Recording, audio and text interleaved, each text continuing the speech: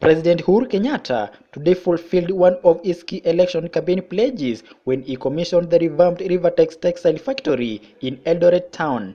The new processing plant, which was modernized at a cost of Kenya shillings 5 billion, will create over 3,000 new jobs, boost the economy of Eldoret town, as well as change the fortunes of thousands of cotton farmers in over 24 counties across the country.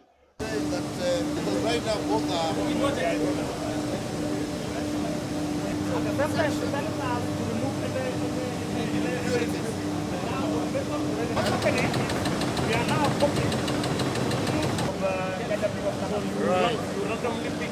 No problem. Like now, you doing every.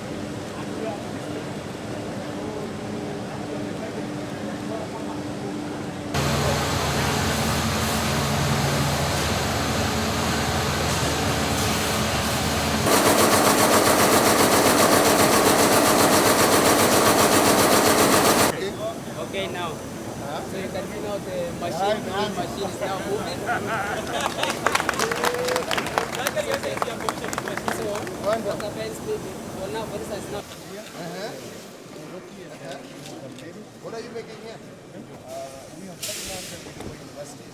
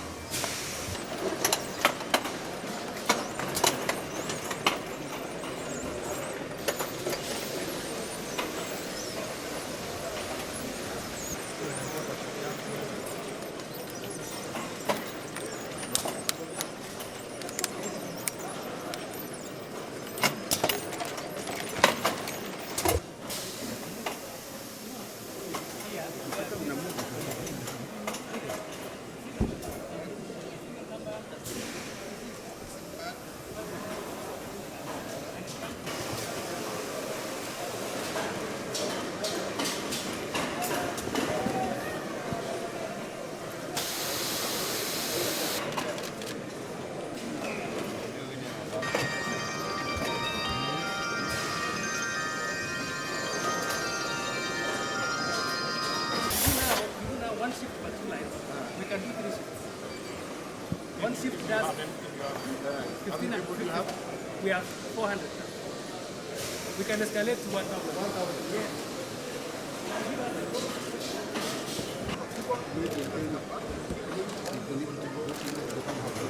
How many are you getting now? How much money did we cut? 1.5.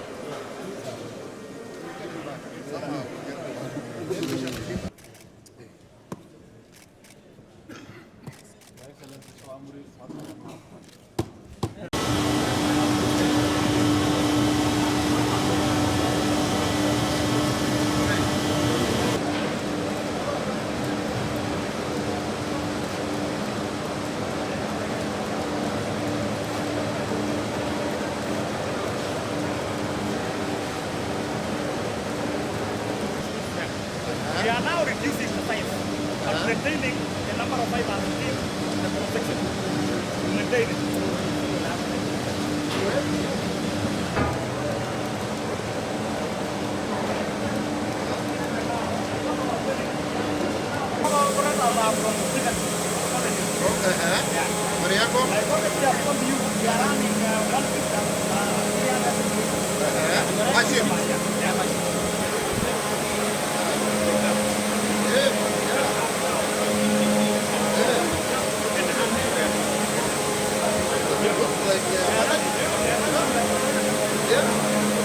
What's happening here, Your Excellency? This is 1,200 spindles.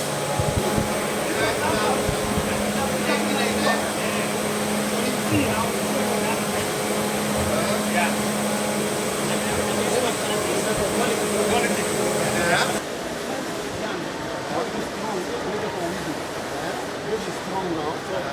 My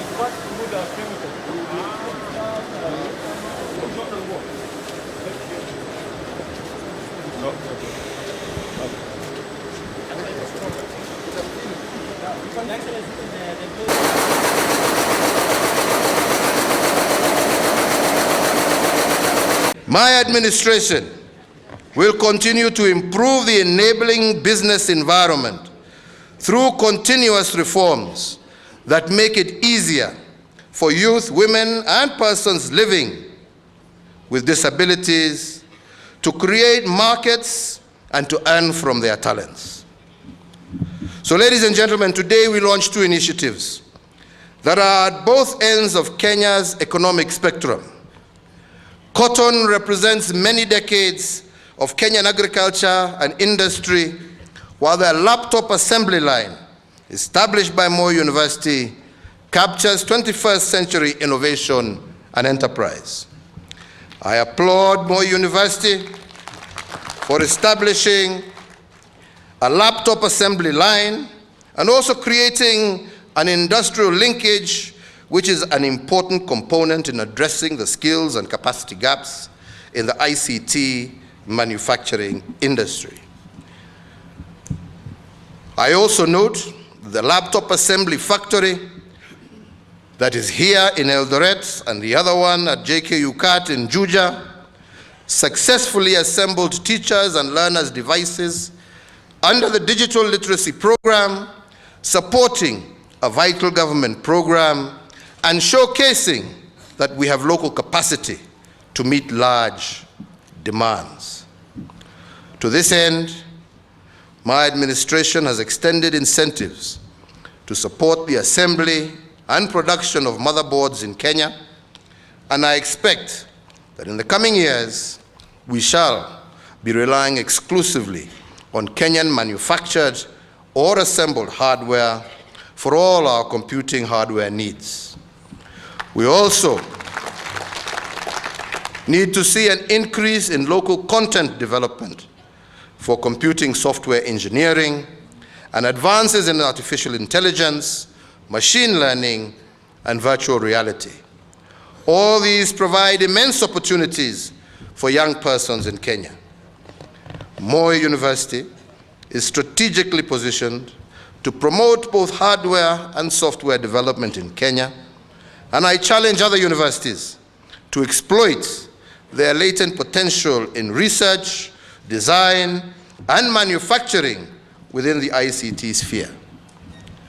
Finally, let me say that I look forward to the next big revolutionary hardware or software innovation being one that was created in Kenya, and I wish to assure the entire sector, both academic and enterprise, of my administration's full support towards that end. Let me also once again congratulate Rivatex East Africa and Moi University for these momentous feats and wish them every success in their undertakings. Asanteni sana. Thank you. When we came here some few years ago, there was a request by Moi University and its leadership that we revive this factory called Rivatex because of its importance to the area, but also because of its capacity to create jobs. We heard your voice very loudly and clearly, and my administration at that time further committed that we would be a government that keeps and honors its word to the people, and a government that creates more opportunities for the people of Kenya, a government that addresses all societal pressures that our people encounter every day, a government that enables each and every citizen to pursue their dreams and passions, a government that fosters unity, inclusion, and nationhood, and a government that bakes a national cake that shall be big enough for all to share equitably and without favor.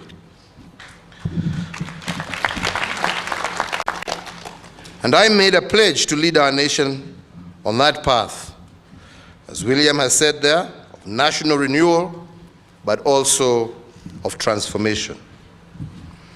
And we are spearheading the implementation of the most ambitious vision for a better Kenya ever formulated for our nation, and as espoused by our Big Four agenda, which is a decent roof over many more heads at affordable costs, affordable health care for all, value addition, an increase in manufacturing and jobs, as well as ensuring food security for all Kenyans. Today, here in Eldoret, we are taking a bold step to answer to our pledge to you. We are laying an additional brick to the realization of our commitment to create more opportunities for our people. Today, we move even closer to accelerating the expansion of our national cake through the manufacturing sector as we cement our place of pride in the community of nations. The industrial complex that we are inaugurating today manifests the possibilities within our borders and the true value of strategic partnerships with our international partners. Today we thank the Government of India for walking this journey with us and for her unwavering support, which has covered a multitude of sectors, including access to new technology and training. Asante sana. So today, ladies and gentlemen, we celebrate not just the present monumental investment of this project to the tune of nearly Kenya shillings 5 billion, but also the impact of this initiative in supporting the country's socio-economic renewal. The estimated 3,000 direct jobs that this project will generate and the tens of thousands of indirect jobs created in support and ancillary activities will go a long way to boosting not just this region, but also our national quest for value addition, an increase in manufacturing, as well as jobs under the Big Four. There is no doubt in my mind that Rivatex rekindles hopes and revives dreams by ushering a new dawn for cotton farmers. Here too lies the possibility of hundreds of thousands of additional jobs for our people. Today I call on all county governments to support our farmers by providing them with all the assistance they require at the local level.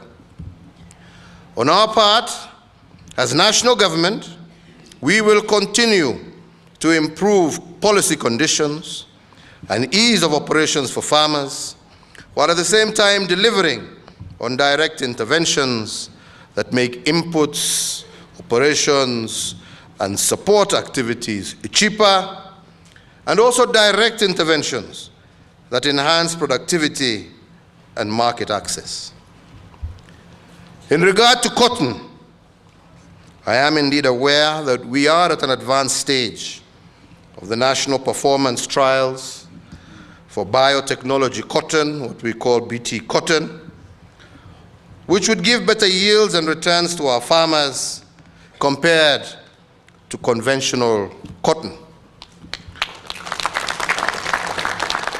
Production of BT cotton will undoubtedly boost production for our textile industry and create more sustainable livelihoods. And in this regard, I therefore direct the ministries responsible for agriculture, industry, environment, health, and education to fast-track the steps remaining towards the approval for commercialization of biotechnology cotton. Rivatex alone assures our farmers at least 100,000 bales of lint per year. With estimated consumption of other textile mills, we project a demand of over 140,000 bales of lint per annum, not including export possibilities. Under the Buy Kenya, Build Kenya policy, we have implemented reforms that embrace our Kenyan brands. Rivatex is already making fabrics for our uniformed forces, schools, hospitals, and supplying to the general public popular clothing such as kitenges and kangas. Other local industries such as thicker clothing mills, Bedi Investments, Kennet, are now revamping to capitalize on the Buy Kenya, Build Kenya initiative. Government is not the only consumer of your goods, and it is critical, therefore, that our textile mills produce good quality goods as demanded by both local and international private sector players, goods that have to meet international standard. And I therefore today challenge the management of Rivatex to ensure that they endeavor to produce the highest quality of products possible so that Rivatex can compete with products from other parts of the world. As a company, you must continue to invest in new innovations and diversification of products in order to satisfy emerging markets. And I especially challenge you to produce fabric that can be utilized by our investors in the export processing zones who still rely very heavily on imports. Today, we realize only a fraction of the potential value from the clothes we export to the United States and the rest of the world.